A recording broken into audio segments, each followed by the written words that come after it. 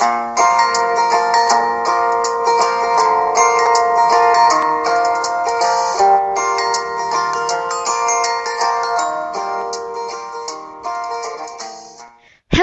perkenalkan nama saya Anissa. Kali ini saya akan mencoba menjelaskan tentang functions of pronouns atau fungsi kata ganti.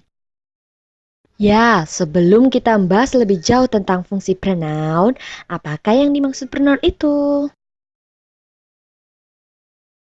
Pronoun adalah kata yang digunakan untuk menggantikan noun atau kata benda yang dapat berupa orang, tempat, hewan, dan benda. Pronoun sendiri memiliki dua fungsi utama, yaitu berdiri sendiri dalam fungsinya sebagai kata benda atau nouns dan sebagai adjektif atau kata sifat. Untuk lebih jelasnya, mari kita bandingkan kedua contoh berikut ini. Yang pertama, Erwina is a good wife. I love her very much. Yang kedua, Erwina is a good wife. I love her beauty and her honesty. Kata her pada kalimat pertama berfungsi sebagai pronoun karena menggantikan kata benda Erwina. Sedangkan dalam kalimat kedua, kata her berfungsi sebagai adjektif atau kata sifat untuk menerangkan kata benda beauty and honesty. Ada 7 fungsi pronoun sebagai fungsi kata benda atau nouns. Yang pertama, subject. Yang kedua, subjective complement. Yang ketiga, direct object. Yang keempat, indirect object. Yang kelima, object of prepositions. Yang keenam, non-restrictive apposition. Dan yang terakhir, restrictive apposition.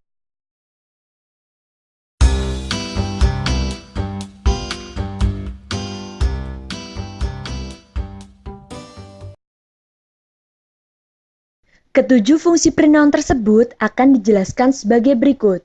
Yang pertama, subjek.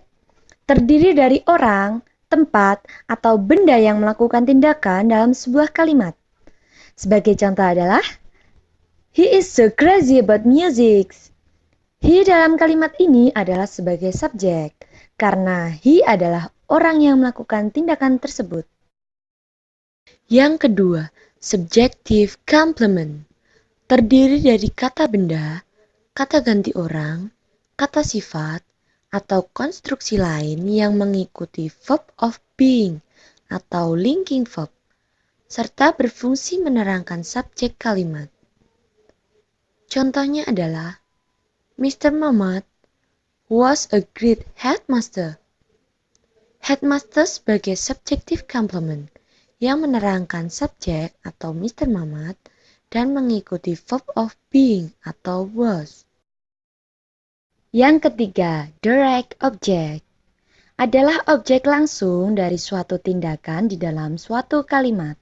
Sebagai contoh adalah, she looks at herself in the mirror.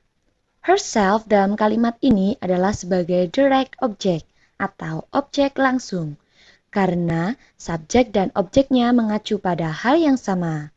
Maka, direct object berupa reflexive pronoun.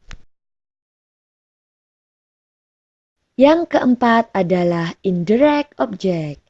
Indirect object adalah yang menerima tindakan tidak langsung dari kata kerja. Sebagai contoh adalah, I give her a kiss on the lips. Kata her mengidentifikasikan bahwa dia diberi ciuman oleh subjek I.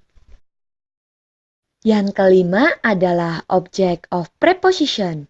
Berfungsi sebagai kata ganti untuk mengidentifikasi orang, tempat, atau benda.